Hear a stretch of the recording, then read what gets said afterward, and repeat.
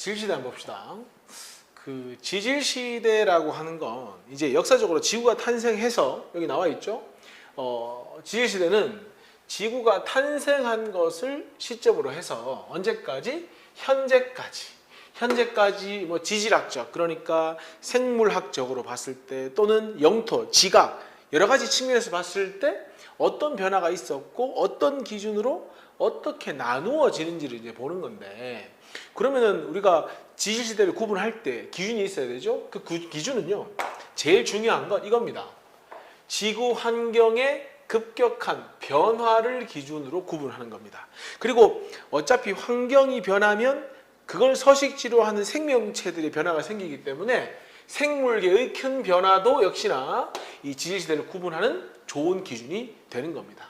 그래서 우리가 보통 뭐 사실은 더 잘게 쪼개면 캄브리아기, 지라기, 페름기 등등 많이 있는데 기본적으로 네 가지 이렇게 성캄브리아 시대, 고생대, 중생대, 신생대로 이렇게 이제 보통 구분을 합니다. 이 선캄브리아 시대라고 하는 건 캄브리아 시대보다 앞선 시기다 뭐 그런 의미인데, 사실 이 선캄브리아 시대가 가장 옛날이고요. 가장 현재로부터 멀리 있을수록 시간이 깁니다. 그러니까 선캄브리아 시대가 지질시대 중에 가장 오랜 시간을 차지하고 그 다음 고생대, 중생대, 신생대로 올수록 짧은 시간을 차지를 합니다. 그런데 아주 옛날이기도 하고요.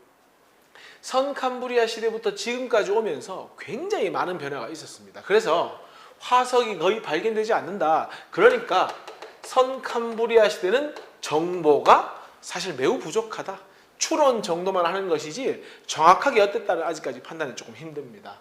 하지만 이제 고생대나 중생대, 신생대로 올수록 제법 화석이라는 것이 많이 발견이 됩니다. 공룡 발자국, 고사리의 흔적, 뭐 생명체의 배설물 등등이 많이 발견되기 때문에 이 선캄브리아 시대에 비해서는 고생대, 중생대, 신생대는 뭐한다? 제법 정보가 많이 있다. 이제 그렇게 볼 수가 있고요.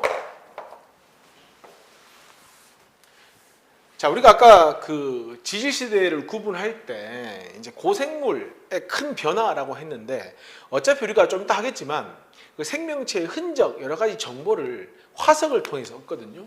그러면 결국은 어떤 지층이 쌓여 있을 때 화석을 가지고 이제 지질시대를 구분하는데, 이렇게 이제 가나다라마 지층이 이렇게 주어지고요.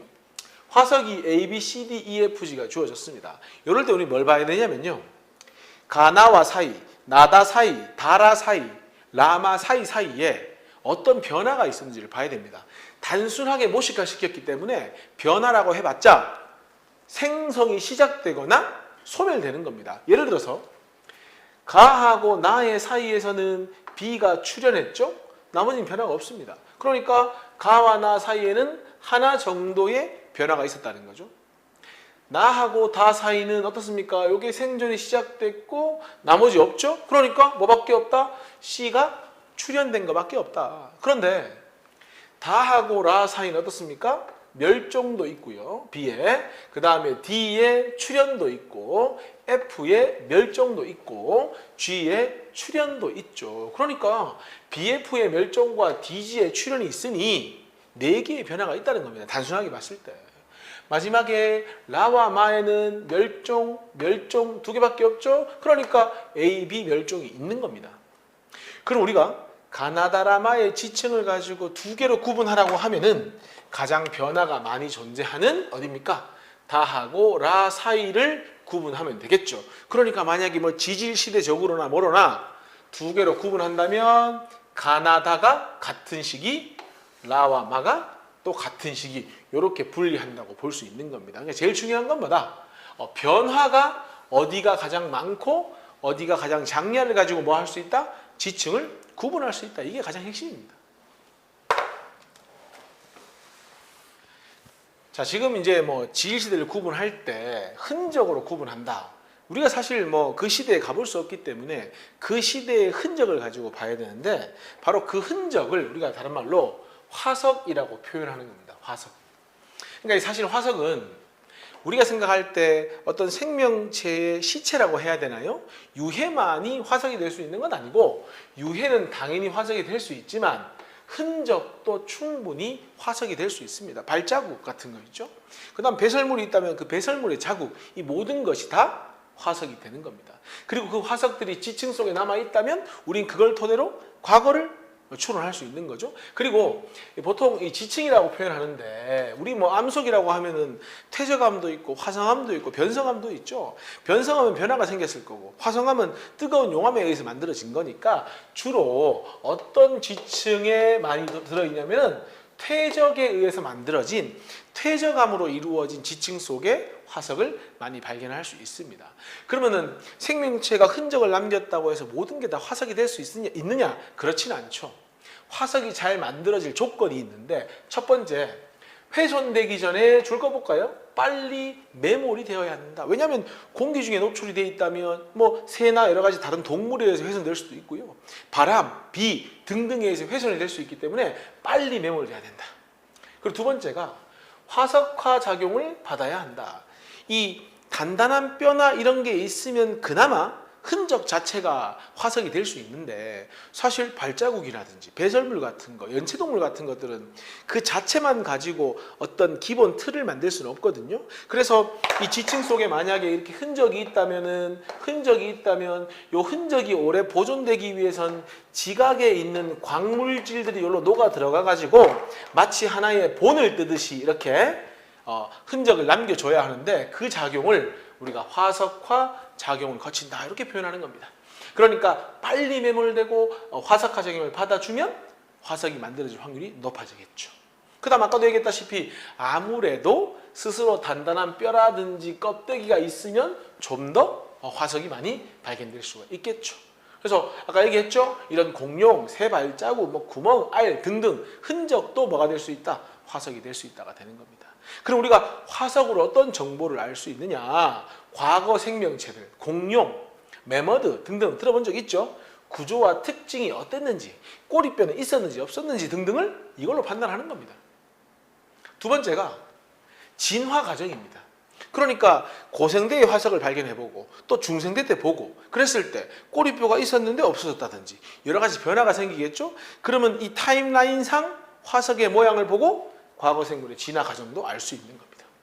그리고요, 생물의 서식지나 환경도 알 수 있다 이렇게 돼 있죠. 또한 생성 시기도 알 수 있죠. 서식지라고 하는 건 가장 간단하게 육상이냐 수중이냐 알 수 있죠. 환경도 예를 들어서 고사리 화석이 발견됐다. 그럼 이 지층은 현재 고사리가 서식하는 환경에서 만들어졌다고 봐야 되겠죠. 공룡은 보통 걸어 다니죠.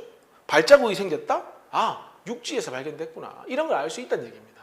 또한 여기 나와 있지 않나 환경이라고 되어 있으니까 이 환경 안에는 기후, 기온 이런 것도 알 수가 있죠. 나이테 간격이 어땠느냐, 아니면은 뭐 공기방울이 있었냐 없었냐 등등을 가지고 습도가 높았냐 낮았냐 등등을 알 수 있는 것이 화석을 통해서 알 수 있는 정보가 되는 겁니다.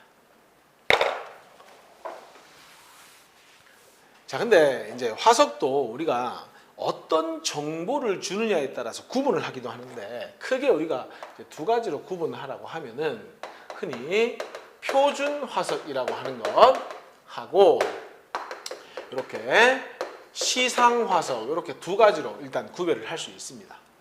자, 먼저 이 표준 화석이라고 하는 것은 예를 들어서 우리가 공룡 화석이 발견됐다. 그러면 공룡은 중생대 때 번성했던 생명체거든요. 그러면 그 공룡 화석이 발견됐다는 것만으로도 시기적으로 중생대라는 걸 알 수가 있죠. 그렇게 뭐를 알려주는 거? 시간적인 시기를 알려주는 화석을 우리가 보통 표준 화석이라고 하죠. 반대로 이 시상 화석이라고 하는 것은 조개가 발견됐다. 그럼 조개 어디 삽니까? 얕은 갯벌에 살죠.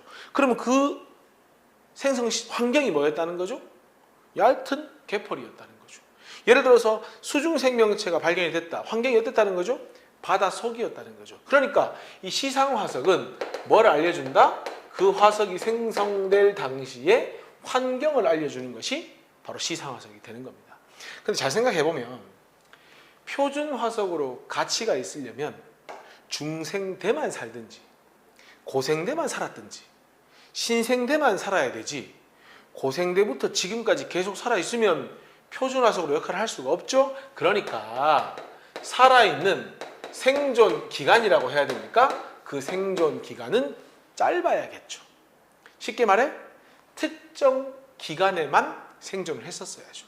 반면에 시상화석은요, 지금까지 살아있는 게 제일 좋죠. 고사리, 지금 살아있으니까 고사리가 육지에 살았다는 걸 알 수 있는 거잖아요. 그러니까 시상화석은 표준화석에 비해 가지고 생존 기간이 뭐 할수록 좋다, 길수록 좋다. 지금 살아있으면 제일 좋다.